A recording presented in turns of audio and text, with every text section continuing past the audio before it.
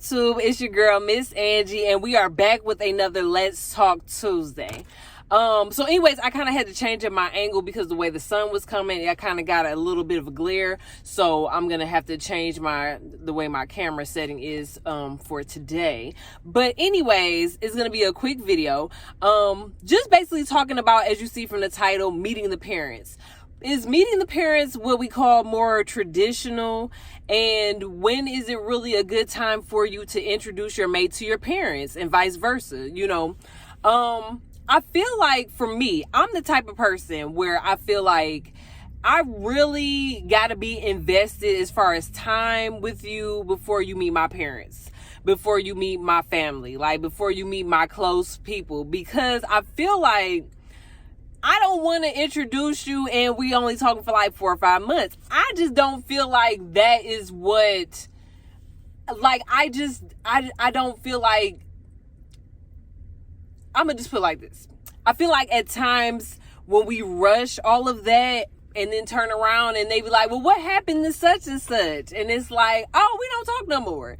It's kind of like one of those situations. Like, you don't want to have to go through the whole story about why you guys broke up, why you guys stopped talking and stuff like that. So for me, my thing is that I feel like I have to be fully invested in a relationship or in somebody who I'm dating, and we say, okay, we're exclusively dating just each other. I would have to really be there with you for me to have you meet my family, my close people, because I just look at it like, when you take all the time to meet family members and you talking and everything, it's kind of like, this is a forever thing. And then when you turn around and it's not a forever thing, you're looking like, dang, they done met all my family, But a lot of people look at it, and I want to also do a video later on this topic, as far as what we deem as traditional, and a lot of course, it'll be different in a lot of cultures, but as far as like having the traditional wedding, having the traditional, the guy asking for the hand in marriage from the woman's father and stuff like that. A lot of times I don't really hear a lot of people saying, I want to meet your dad. And a lot of that could be because, of course, with young ladies, they may not have had their dads in their lives, or they could have had passed away, different, situations. So my thing is, do we pull away from the tradition of, let me ask your father for hand in marriage? And of course, the girl isn't really supposed to know. That would be something that the fiance or soon to be fiance would do, for his newly or, hold on, y'all, I don't want to get brain freeze, but new bride to be, basically what I'm trying to say. I almost had a little brain freeze. I got it. So anyways, I feel like, yes, meeting the parents is very important. And I do feel like when you get to meet somebody's family or friends, you kind of get an idea of where they're at. But I feel like you have to pick the right time to do so, because if it's too early on, then I feel like it leaves everybody in this thing of asking questions of what happened. But if it's too late, some people in your family could have been like, well, if you would have let me meet him, then I could have told you my man's was crazy, or I could have told you that he wasn't a good fit, because sometimes family and friends can see what it could work for you, and you may have missed some of the red flags, or you may have missed something that he might have said, and somebody else could be like, I don't think that'll work for you. You know what I'm saying? So it's kind of tough. And I also want to get back to the fact that as you guys know, I've said it before, I love watching like Love is Blind, and I love watching what is that other show? Love is Blind and Ready to Love. I always get those kind of mixed up.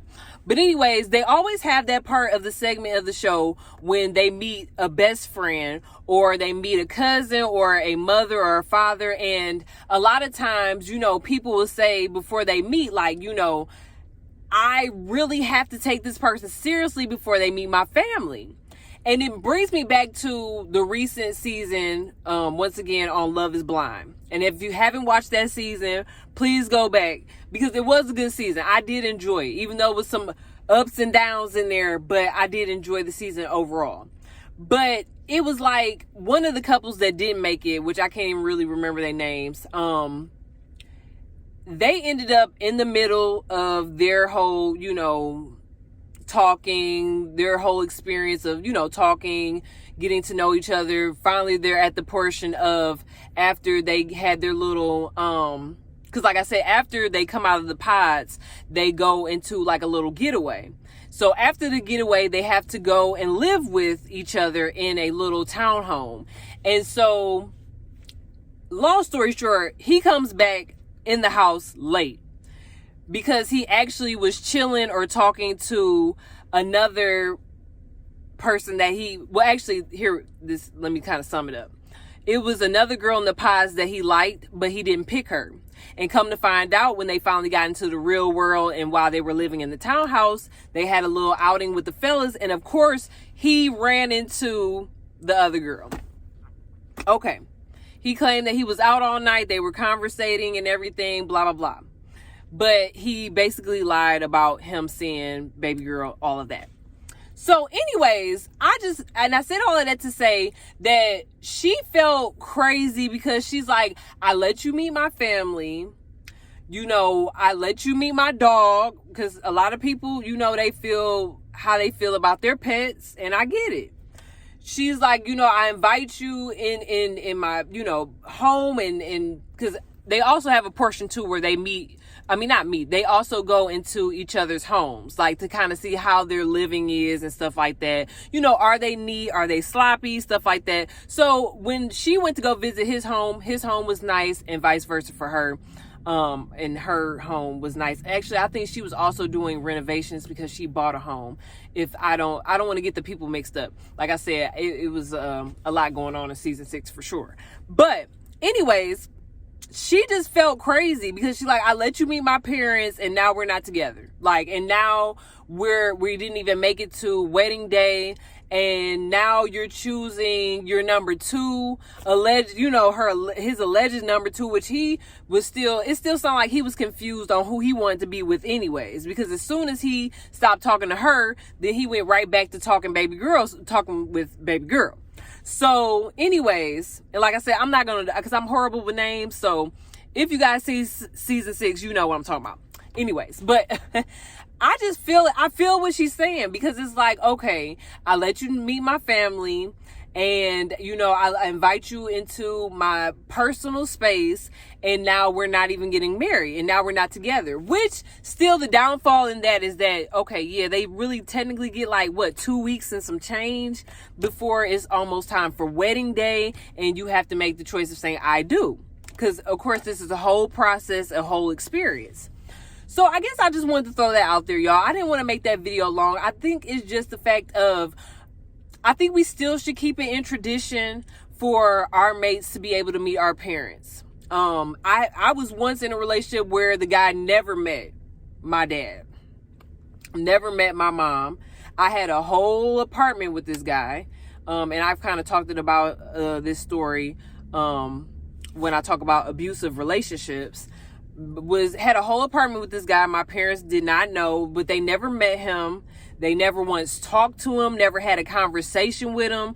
And look at the situation I was in, it went totally left. And had I probably spoke about it or said, or maybe made my parents more aware that this situation was a little more serious, without them even physically meeting him, maybe I wouldn't have been in the situation I was in. I don't know. I'm not sure. You know what I'm saying? But then at the same time, everything happens for a reason. And I went through that situation as a learning lesson. And, I won't rush as far as how I did in that relationship, not really knowing somebody for only a few months. And then, okay, now we're moving together. Now we're doing this, X, Y, and Z. And it's like, okay.